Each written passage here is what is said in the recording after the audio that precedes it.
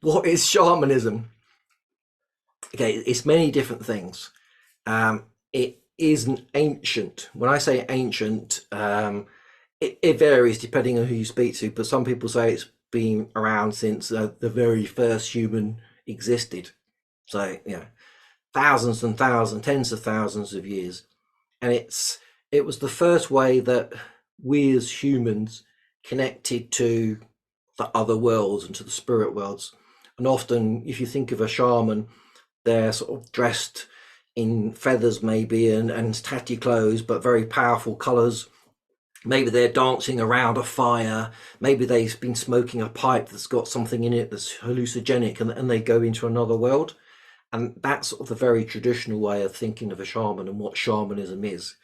And nowadays, we're still doing plant medicines, definitely. People still do that, ayahuascas and San Pedros. But also, you can just get into it just by going on a journey.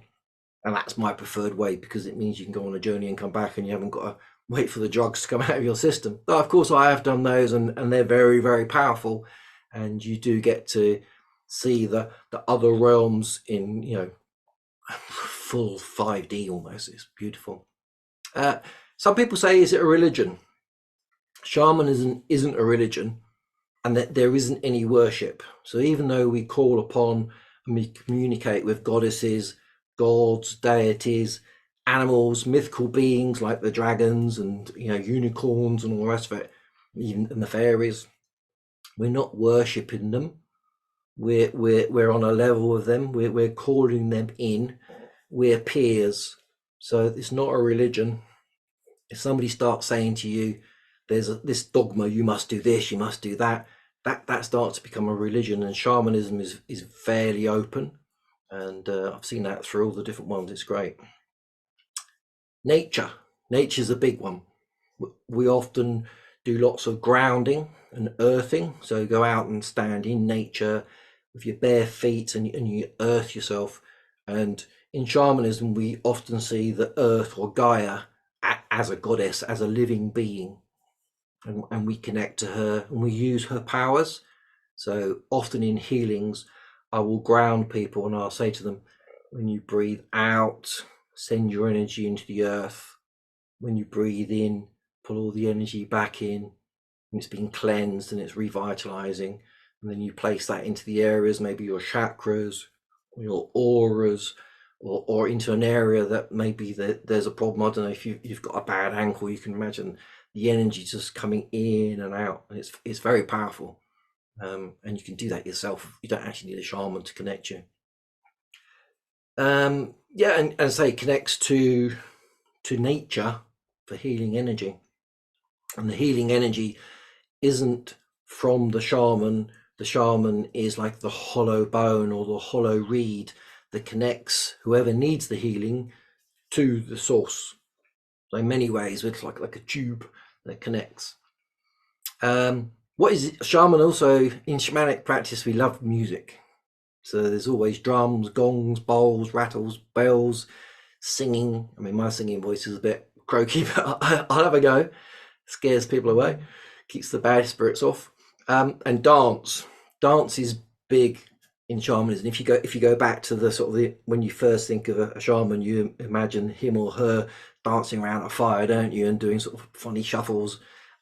We do that nowadays, and I normally go to one in Wales, of all places, and we often wear a bandana over our eyes, and we just dance for 2 hours and just let it all flow, and the energy truly flows through you, and you imagine yourself connecting to the earth and to the spirits, and it's very powerful.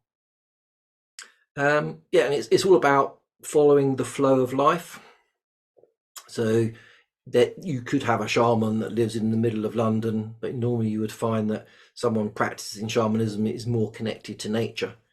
But there's no reason why it can't be anywhere, really, because nature's everywhere. You could be just connecting to the tree, in the park or something. One of the big things is that it's about showing respect to our fellow creatures and to one another. When I say creatures, I mean everything from the smallest gnat up to the biggest whale. We love them and we see them as having a soul essence. So everything has a soul essence. So even a rock that's been there ground away for millions of years, or a grain of sand, has an essence, and you can actually tap into that. So if you went into an old house, you could tap into the rocks and the brick and feel the energy when it's all there, and you can see the auras of things.